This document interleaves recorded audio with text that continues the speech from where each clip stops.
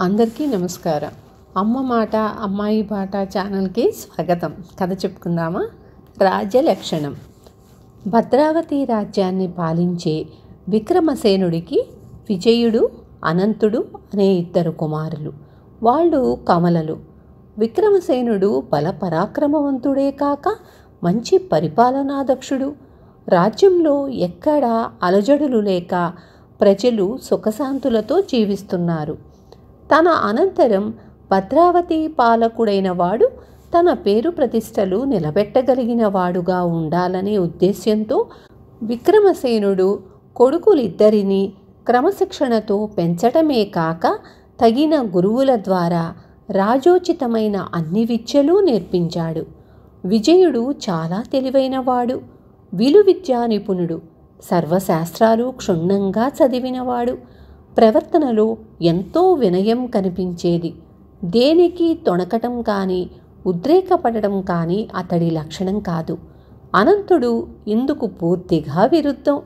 అతడిలో ఎంతో చురుకుదనం కనిపించేది. అతి స్వల్ప విషయాలకు కూడా ఉద్రేకపడిపోయేవాడు. తన మాట కాదన్న వాళ్లను, తన నిర్ణయాలను తప్పుపట్టిన వారిని సహించేవాడు కాదు. విక్రమసేనుణ్ణి భిన్న స్వభావులైన తన ఇద్దరు కొడుకుల్లో ఎవరు సమర్థుడైన రాజ్యపాలకుడు కాగలడన్న శంక బాధిస్తూ ఉండేది. విజయుడు, అనంతుడు 20 ఏళ్ల వయసు వాళ్ళు కాగానే ఆయన వాళ్లను 1 సంవత్సరం పాటు రాజ్యంలోని అన్ని ప్రాంతాలు తిరిగి రావలసిందిగా ఆదేశించాడు. అన్నదమ్ములిద్దరూ వెంట సేవకులు లేకుండా కాలినడకన దేశంలోని పల్లెలు, పట్టణాలు సందర్శిస్తూ తండ్రి పెట్టిన సంవత్సరం గడువు పూర్తయ్యే దశలో రాజ్య సరిహద్దుల్లో ఉన్న ఒకానొక అడవి ప్రాంతాన్ని చేరారు. మిట్ట మధ్యాహ్నం వేళ వాళ్ళు అక్కడ ఒక మహావృక్షం కింద విశ్రమించి ఉండగా కొంచెం దూరం నుంచి ఒక స్త్రీ కంఠం "రక్షించండి, రక్షించండి" అని పెద్దగా కేకలు పెట్టడం వినిపించింది. విజయుడు, అనంతుడు వెంటనే లేచి అటుకేసి పరిగెత్తారు. చుట్టూ చిన్న చిన్న మొక్కలు, తీగలు ఉన్న కారణంగా కనిపించకుండా ఉన్న ఒక పాడుపడిన బావి నుంచి స్త్రీ ఆర్తనాదం వినిపిస్తున్నది.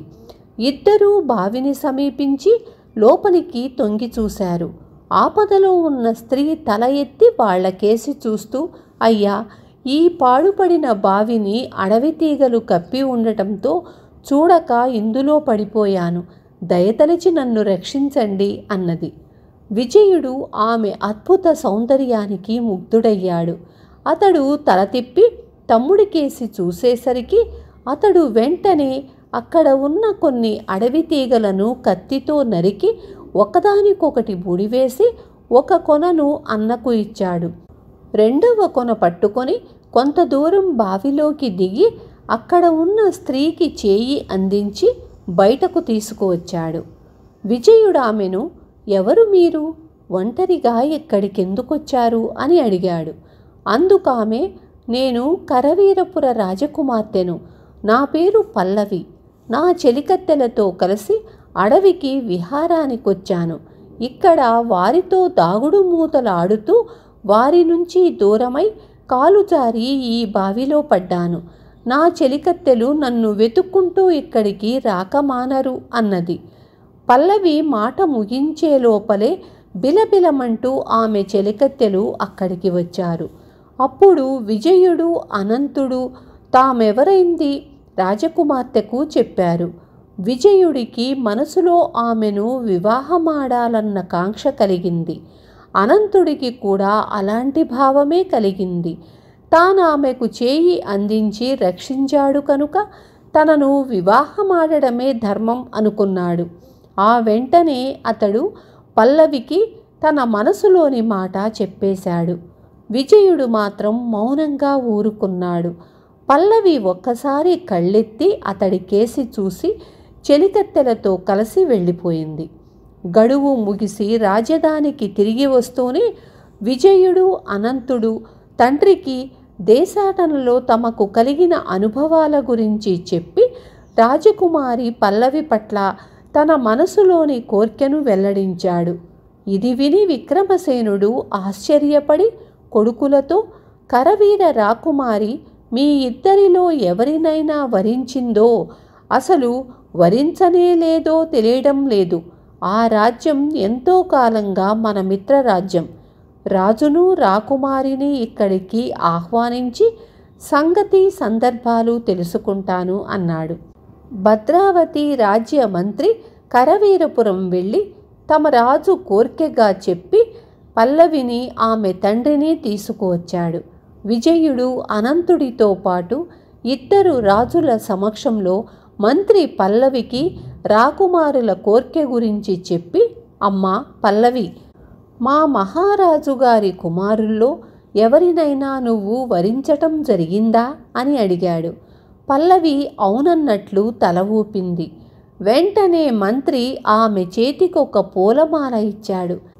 అది చూస్తూనే అనంతుడు చిరునవ్వుతో, మహామంత్రి, రాకుమారి మా ఇద్దరిలో ఎవరిని వరించిందన్న సంశయం మీకు కలగవలసింది కాదు. నేనామెను ప్రాణాపాయం నుంచి కాపాడాను. మరి నన్ను కాక మరెవరిని వరిస్తుంది అన్నాడు. పల్లవి తల వంచుకొని చిరునవ్వుతో ముందుకు వచ్చి పూలమాలను విజయుడి మెడలో వేసింది.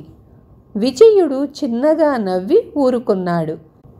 పల్లవి తల ఎత్తి సూటిగా అనంతుడి ముఖంకేసి చూస్తూ, మీ అన్నగారి కనుసన్నలలో మెసిలే నీవు ఆయన ఆదేశించగా నన్ను పాడుపడిన బావి నుంచి కాపాడావు. నీ చేష్టలలో నాకు సీతాదేవి రక్షణ పట్ల లక్ష్మణుడు చూపిన భక్తి కనిపించింది, కానీ మరొక భావం తోచలేదు. నిండుగా రాజసం ఉట్టిపడే మీ అన్నగారు నా మనసు గెలుచుకున్నారు అంది. అనంతుడు ఒక్క క్షణకాలం తల వంచుకొని తరువాత తల ఎత్తి పల్లవికేసి చూస్తూ, వదినా, నువ్వు సీత లక్ష్మణుల ప్రసక్తి తెచ్చి నాలో పేరుకుపోయిన అహంభావానికి, దురుసుతనానికి తిరుగులేని చికిత్స చేశావు. అన్నది సహజమైన రాజటీవి, నాది కృత్రిమమే కాక ఎరువు తెచ్చుకున్న రాజసం. ఈ వాస్తవం తెలియజెప్పినందుకు చాలా కృతజ్ఞుణ్ణి అంటూ నమస్కరించాడు. ఇదంతా గమనిస్తున్న విక్రమసేనుడికి ఒక సత్యం తెలిసి వచ్చింది. రాజు మేధా సంపత్తి కలిగి శౌర్యవంతుడు కావటం ఎంత ముఖ్యమో, కోపం, వాగాడంబరం లేకుండా తన పరివారం చేత పనులు సక్రమంగా జరిపించటం కూడా అంత ముఖ్యం. ఈ లక్షణం తన పెద్ద కుమారుడైన విజయుడిలో ఉంది. విక్రమసేనుడు కొద్ది రోజుల తరువాత విజయుడికి పట్టాభిషేకం, పల్లవితో వివాహం వైభవంగా జరిపించాడు. విన్నారు కదా. రేపు మళ్ళీ ఇంకొక మంచి కథతో మీ ముందుకు వస్తాను.